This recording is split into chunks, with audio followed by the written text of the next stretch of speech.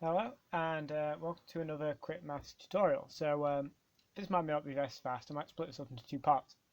But today I'll be going how to calculate surface areas from parameter vectors. So we have this vector here, this directional vector t, acting on the parameters u and v. So if you're not quite sure what parameters are, I have lots of videos on parameterization of functions and such and such about that. And also, so it has two, and it's like a vector. So it will transform any two of the values for the parameters u and v. So you pick, they have to be between their given ranges, and it will turn it into a vector. And this vector will then correspond to a point on P, this manifold, and we can use this to calculate the surface area of P. So we're sort of bypassing Cartesian coordinates like x, y, and z, skipping all that out. And we're going to be using this formula I have right here. So it's a double integral over the region R, and we take the cross product of the partial derivatives of t with respect to both parameters u and v, and we take the magnitude of that cross product and we integrate it over with respect to d, u, and v.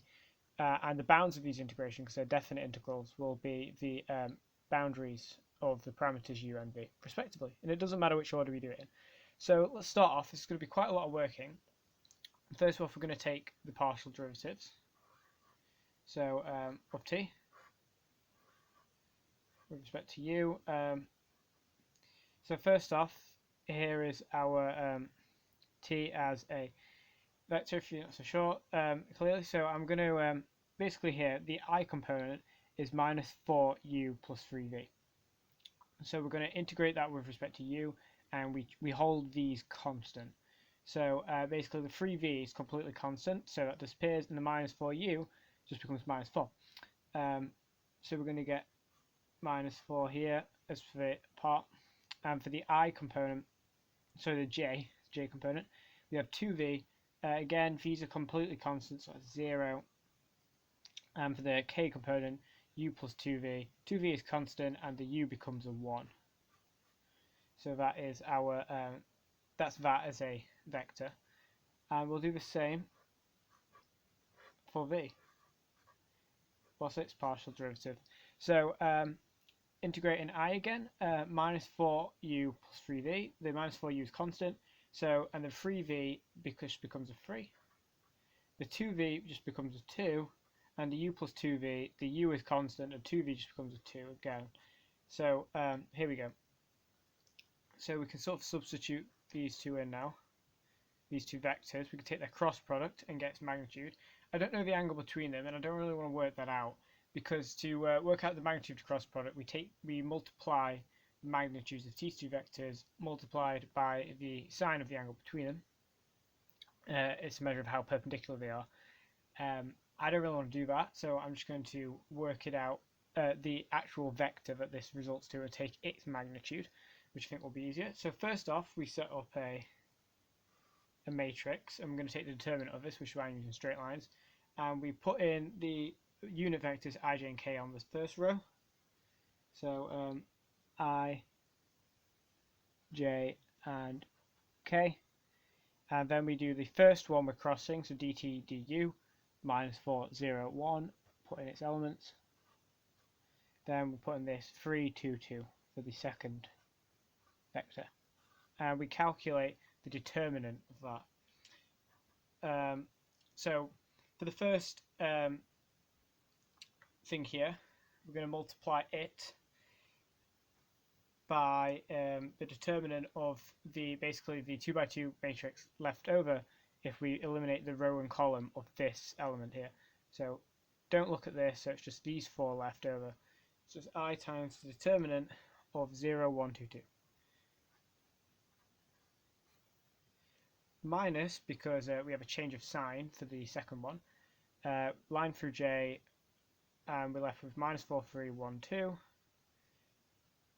So we want the determinant of that, so minus 4, 1, 3, 2, plus k times its matrix determinant of that, minus 4, 0, 3, 2.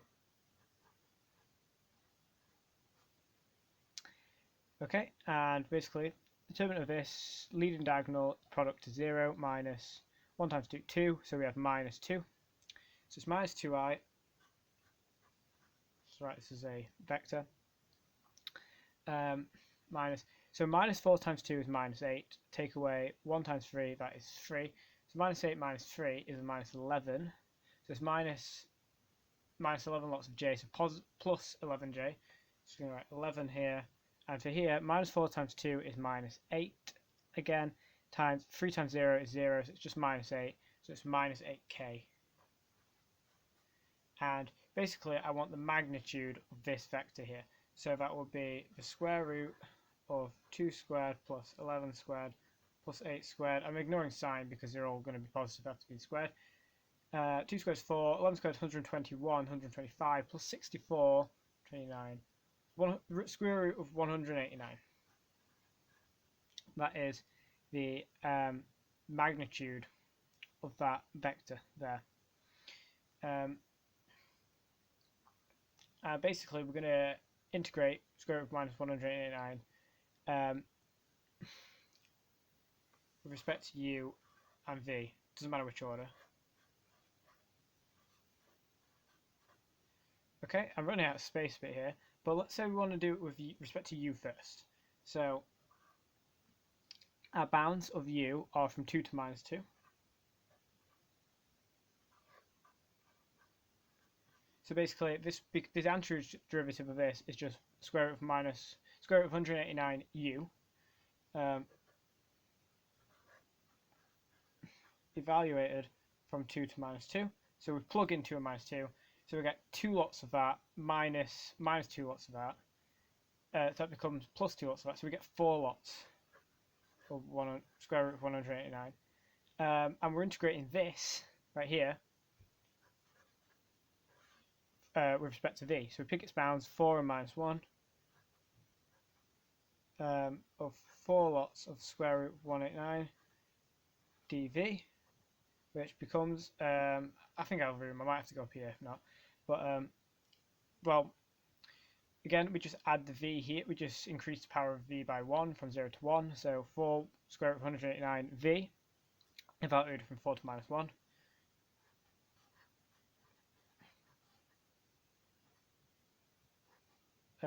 Minus 1. So we're just going to plug these numbers in. So the big answer is going to be up here. Or should I do it here because that's where the question is. Alright, let's plug in 4. So we have 16 lots of square root of 189 so we plug in minus 1 minus 4 lots. We're adding that on. So plus, so it's 20 lots of square root of 189. And that is the answer of our problem. That is the surface area of P. So I hope that helps, guys. In the next video, I'll be doing over the problem here at the bottom, just another example of this topic. It is quite hard, and it is quite hard to calculate, as you see. And these are quite nice because we got a scalar value for this thing here, and you often don't get that. So thanks for watching.